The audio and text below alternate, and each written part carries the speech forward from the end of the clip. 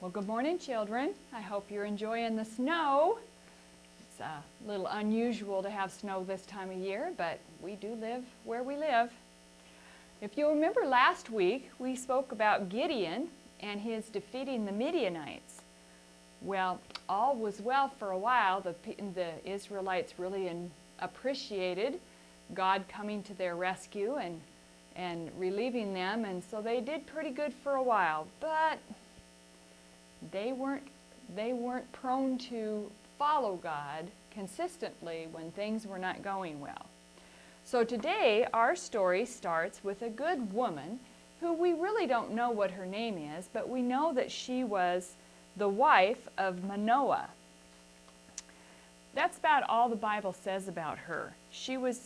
And one day she was praying and she was thinking, I wish I had children. I have prayed and prayed to God, but He still hasn't given me a baby. So as she was praying one day, an angel came to visit her,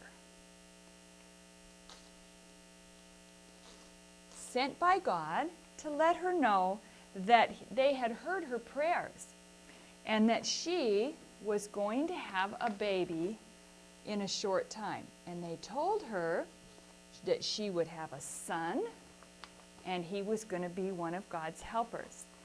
So she was so excited when the angel left that she went running home to tell her husband, Manoah.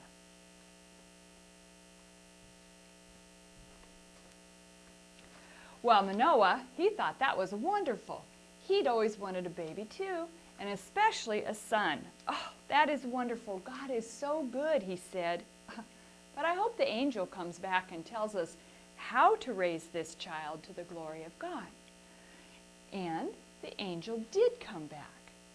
He came back and he spoke to Manoah and his wife, and he told him that this particular child would be known as a Nazarite, one of God's special helpers.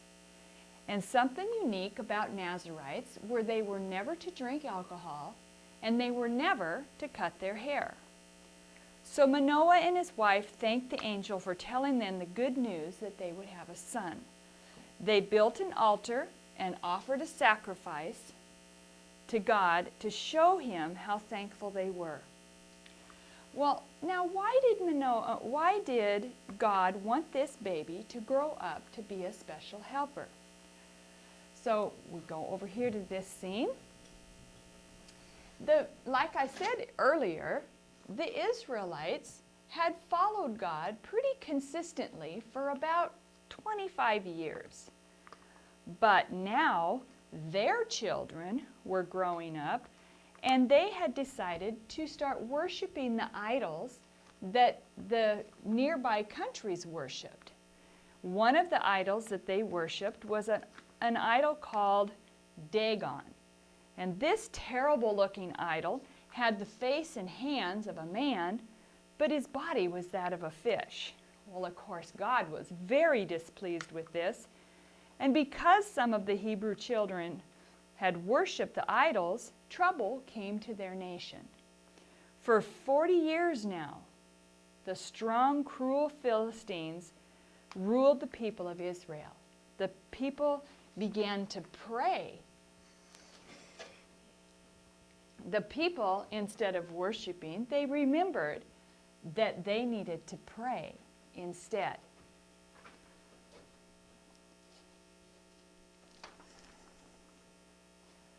So as they began to pray, once again, God heard their prayers and set in motion a plan for relieving them from the oppression of the Philistines.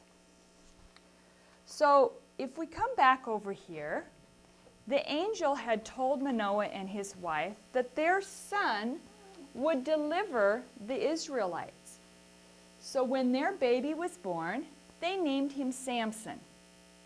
And he grew into a very fine young man. But he often got into trouble because he wanted things his own way. one day,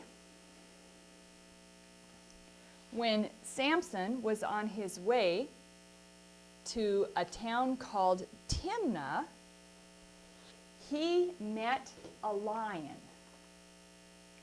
And he wrestled the lion, and he killed the lion with his bare hands. Well, a few days later, when he was headed to Timnah, he noticed that the lion, which we pretend is behind this rock, the lion, bees had made a nest in the mouth of this dead lion. So he was on his way to Timnah, and he knew the people liked riddles. Now, the first time he'd gone to Timnah, he met a girl there, and he decided he really wanted to marry this girl. So he talked to his parents, and his parents didn't want him to marry this woman because she was not a godly woman, and she was not one of the Israelites. But Samson wanted to marry this woman, and he didn't want to go and do what his parents had told him to do. So they finally gave in and gave their blessing for him to marry this Philistine woman. So when he was headed back into town for his wedding, actually, that's when he saw the lion and the bees. Well, he knew that the people really enjoyed riddles. So when he got to the wedding party, we're going to go over this way. When he got to the wedding party, he told the people a riddle. He said, and the riddle went like this: out of something strong comes something sweet. Well, we know that he meant that the lion was strong and the honey was sweet, but they couldn't guess the riddle. He said, if you can guess the riddle, then I'll give you 30 plain robes and 30 fancy clothes. If you can't guess, well, then you must give me the clothes. So the people were talking and they were talking, and they couldn't figure out what the riddle was, what the answer was. So they talked to his wife-to-be, and because she was not a godly woman, she decided to try to get Samson to tell her what was the answer to the riddle. Well, at first he wouldn't tell her, but then she begged, and she finally got him to tell her. And then she told the other people, the friends and family that were there. Well, of course, Samson was very, very angry, and he'd found out that she had told them the answer to the riddle. Well, now he had to supply them with these clothes that he had promised. He was so mad, he went out and he killed 30 of the Philistines and took their clothes to give to these people. He was so mad that he just left the wedding feast and he went back home to his parents. Well, then he kind of cooled off, and he came back in a few days to get his wife, and his wife had married somebody else within that little short time. Well, again, he was so mad that he went out and he set fire to all the Philistine fields and destroyed their fields and their olive trees and their vineyards. Well, now it was the Philistines' turn to get mad, and they declared war against the Israelites. Well, the Israelite men, they were very afraid of the Philistines, and they didn't want trouble, so they promised to tie up Samson and bring him to the Philistines. Well, Samson was really, really strong. As long as he did not cut his hair, he was very strong as long as he did not drink alcohol and remembered to do what the angel had said.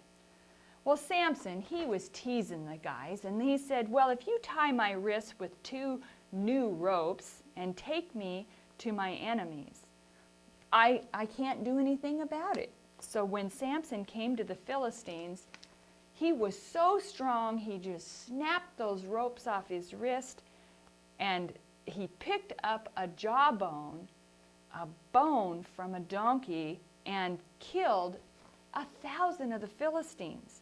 No one else but Samson could do that. Samson was Israel's judge for the next 20 years, but he was never able to overcome the Philistines, and they still kind of ruled in the land. So today, our memory verse says, choose you this day whom you will serve. Will you be like them and serve a God, just the gods of the world, and worship the gods of the world?